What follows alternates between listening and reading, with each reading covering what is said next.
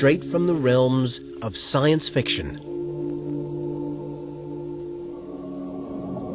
We believe that by using these technologies, we're going to be able to detect, diagnose, and treat disease, but we're going to detect it prior to it becoming disease. The pill will contain millions of microscopic machines. Tiny robots designed to patrol the body, seeking out disease at the earliest stages. Working at this scale because the living cell is where disease first takes a hold. The cell is the basic machine composed of many, many smaller parts and components. So the nanoscale technologies may allow us to go in and address those individual specific components in a cell that cause the problem. We are made up of a multitude of cells. Each of our cells is a complex nanomachine in its own right. We are built by nature's nanomachines. They divide and we grow. These individual cells multiply to form each and every element and part of our body. These pulsing cells are forming heart muscle tissue. Created by nanomachines called cells, our bodies are brought to life.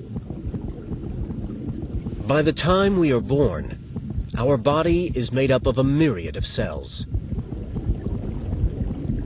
The visionary idea that scientists could create medical robots to work inside our cells sounds like something from science fiction.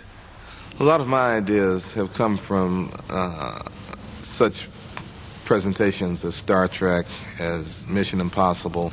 I still watch and I still get ideas and in some cases try to go and realize those ideas into our NASA applications. At the time NASA was setting its sights on the moon, comic strips and a major Hollywood motion picture featured the idea of medical miniaturization. Fantastic Voyage tells the story of a team of miniaturized scientists traveling through veins in a submarine with a mission to destroy a blood clot. Fantastic Voyage introduced us to the idea of sort of having small devices floating around their bloodstream. The particular approach they used is not one that we think is feasible. Shrinking down submarines to that scale doesn't look like it's actually going to happen. But the idea of having small mechanical devices that we build at that scale does look plausible. Science fiction becoming science fact has been inspired by nature. Scientists see the mechanics of creation as nature employing molecular machines to build and bring things to life. We are surrounded by nature's nanomachines. With nature as a model, Ralph Merkel believes the creation of man-made nanorobots is inevitable. This is a plant. It's a miracle of biology. It has billions of cells and proteins and DNA and complex molecular machines. It illustrates that molecular machines are possible. What we'd like to do is make artificial molecular machines, tens of billions of which could fit in the volume of a pebble. If he can fulfill his ambition to fit billions of nanomachines inside the volume of a pebble, we will be able to make the fantastic voyage to inner space so many have dreamed of. Work has already begun. Merkel and his colleagues are inventing and designing medical nanorobots at their laboratories in Dallas. Think of it this way. Back in the 1800s, people would look at birds and they'd say, you know, birds can fly. Therefore, heavier than air flight must be possible. But when we actually came to build airplanes, well, we built them sort of using our own designs and our own approaches. We didn't build things that have feathers and they didn't flap their wings, at least not the successful ones. They use propellers and they have all kinds of structures that are very strange to a bird. So there's this huge difference in how we did it and how birds actually flew. But nonetheless, the inspiration was critical to look at birds in flight and say, it's possible. They can do it. We can do it. Today's pioneers of nanomedicine are looking within the human body to see nature's machinery as proof that nanobots can be made. The blood flowing in our veins contains red and white blood cells. The white blood cells are our defense against disease. This white blood cell is surrounding a parasite. White blood cells track down alien entities in our system and destroy them. One single cellular machine breaking down another. White blood cells can even attack much larger cells than themselves by working in gangs, consuming their foe in a frenzy of mechanical and chemical digestion. Ralph Merkel's machines have been designed to bypass the body's own defenses and actually work alongside nature's own nanomachines. Ralph Merkel envisions a robotic white blood cell called a microbivore. Well, a microbivore is a small device that's been proposed that would engulf bacteria or viruses or other pathogens. And the idea, quite simply, is that it would have binding sites that would identify the harmful invader.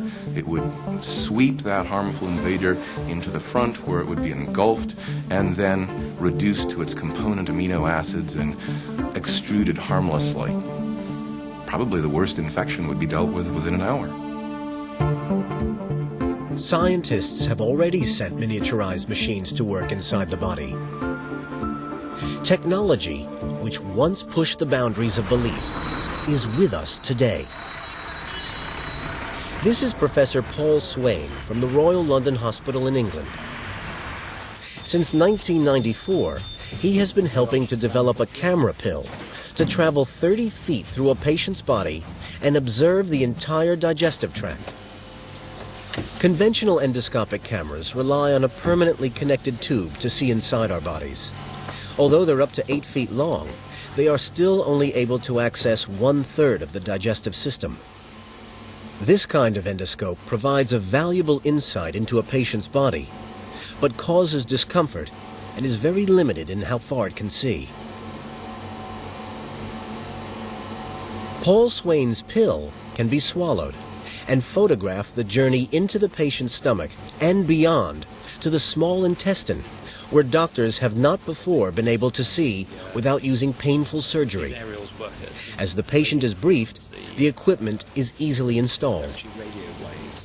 We're attaching the aerials now. There are 8 of these aerials there, and they're to receive the signal from the camera. The camera transmits signals which actually go right through the abdominal wall, and they're picked up by these array of 8 aerials. And in the course of the examination, we take about 50,000 pictures. 50,000 images are stored onto a powerful computer worn around the waist. The recorder is light and easy to carry, causing a minimum of inconvenience to the patient. You'll be able to go home with this, and you can walk about, you can go to work, you can do whatever you like. Usually we get about 7.5 hours of pictures. Once it's finished, then you'll be able to take it off, and you can just pull those connections off. With each flash, the camera transmits a picture. The patient can leave the hospital and avoid the trauma of surgery and discomfort of any endoscopic procedure. The pill arrives in the stomach after just 8 seconds, where it stays for about an hour. It travels on, and for 3 or 4 hours, the camera transmits clear pictures which Professor Swain can analyze in the comfort of his office. You can see there's a red spot here. This is a source of bleeding in this particular patient. There it's swinging in and out of view as the end of the capsule moves around. It's actually about 1/3 of the way down, probably well beyond the area that we could hope to reach with any even very specialist scopes. Measuring on the nanoscale, Paul Swain's pill is 30 million nanometers long. The nanomedics inside NASA's proposed pill are many hundreds of thousand times smaller. I'm just incredibly excited about it, and I think it's going to be our future. A future that could see man-made machines preventing disease inside our cells.